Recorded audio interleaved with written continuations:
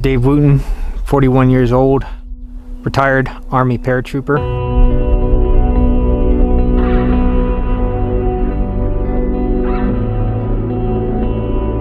When I was 8 years old, my father took me out on my first hunting trip.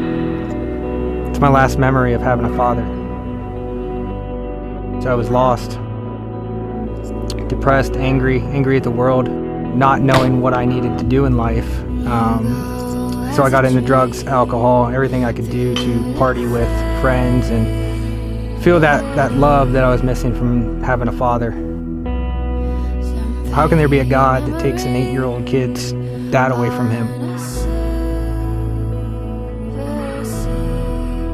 I met my high school sweetheart when I was a senior graduating high school.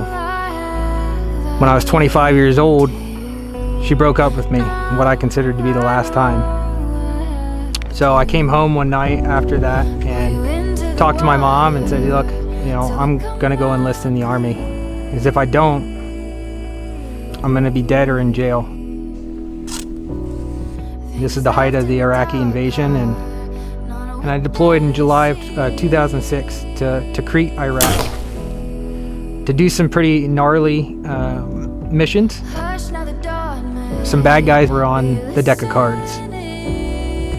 We rode in a Chinook helicopter and basically hovered to our objective, and immediately as soon as I hit the ground, I felt my leg explode. I had torn my ACL, my MCL, and my PCL all in one instance. Basically, that was the end of my military career. I went to see an orthopedic surgeon, and he said, you need multiple surgeries. Your leg's destroyed.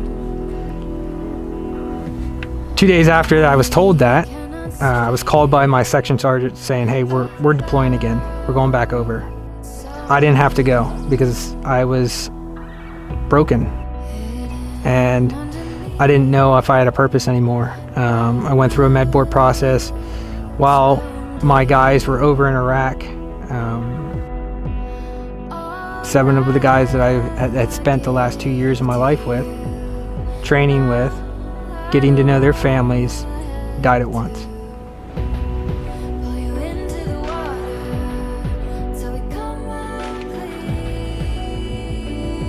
The sad thing is I could have been on the truck, and I don't know if it's survivor guilt knowing that I could have been on that truck, survivor guilt knowing that I was home having a good time with my wife and kid, but it wrecked me, and that was the start of this hatred of myself and not knowing what I wanted to do.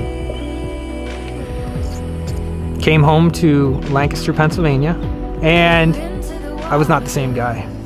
It was almost scary. For 2 years, I didn't leave my couch.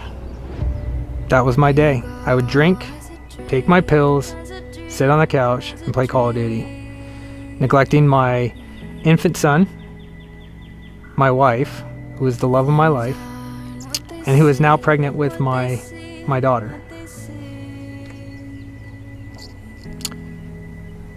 She gave me an ultimatum, and she said, I love you, but I can't sit around and watch you kill yourself anymore. You have to make a choice. Your pills, your booze, or us. And I walked in the bathroom, and I dumped all those pills out, dumped that jack out, and I wanted to seek help. My wife never gave up on me, stayed by my side, and pushed me to go to church. I started to have a relationship with God, and I met a senior pastor who changed my life. This senior pastor was a senior pro level shooter, and he had an old Matthews bow, and he said, Dave, you're a lost person. I want to give you a mission again. And he handed me a Matthews Adrenaline and said, I'm going to teach you archery because you need to focus to be able to put that pin on the target and shoot. It's one of the greatest things that's ever been given to me.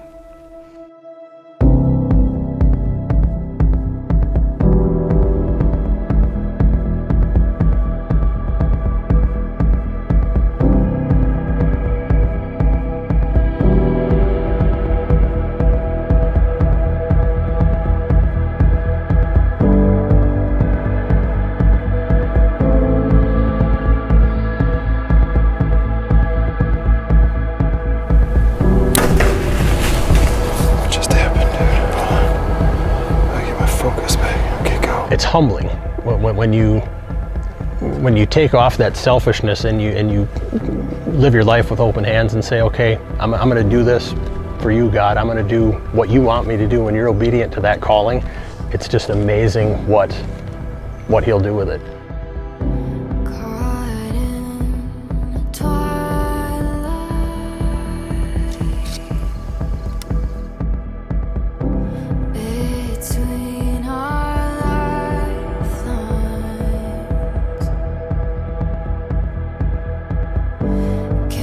So I met David Wootten back in January of 2021. He had emailed our company in regards to a military discount. The depth of his email and just everything that he had done and just the way that he explained himself and he articulated himself, I knew that I wasn't just going to email him back. I had to have a conversation with him, and we instantly hit it off.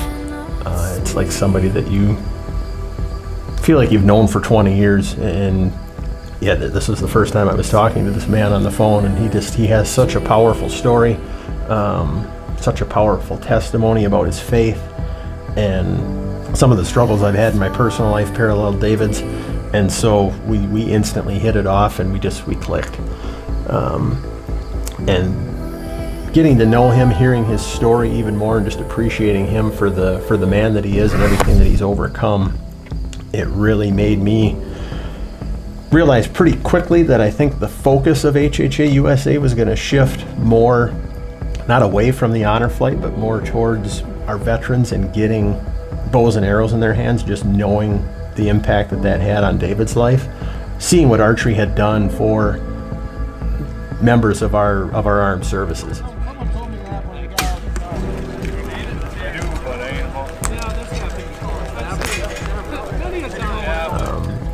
I think about another gentleman. His name's Ryan Lonergan. He's from Appleton, Wisconsin. Suffers from PTSD. Actually attempted suicide unsuccessfully twice. I'm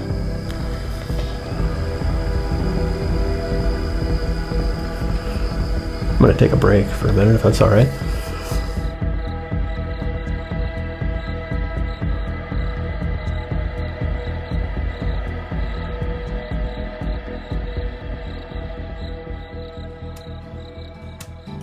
We kind of bared our souls to each other and have become very good friends, and he only recently started shooting a bow a year ago, and he is now completely sold out on the sport of archery. And so just to see the smile on his face, I think he ended up coming to 3 or 4 of our shoots this year, and just another great example of what putting a bow and arrow in a veteran's hand can do. So going forward, I see a lot more David Wootens and a lot more Ryan Lonergans in our future. I think there are people out there that are hurting, that need somebody to come alongside them. The outdoor community needs to come alongside them, and that is the position that we are taking. Going forward with HHAUSA, we are on a mission 22. 22 veterans a day take their lives, and that number is not acceptable. I'm doing this because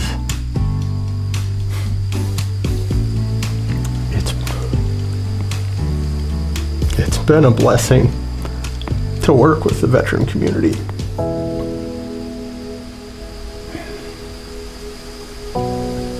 It's humbling. It's very humbling to serve people, and for the first 40 years of my life, I was all about Chris Ham. What can I do to forward Chris Ham's agenda? And now it's not about my agenda, it's about the God that I serve, and we owe it to our veterans and the men and women that serve our country, that protect our freedoms, that allow us to own archery businesses, that allow us to start nonprofits, that allow us to sit in a tree stand on an October morning and watch the sun come up, because we wouldn't have what we have without them.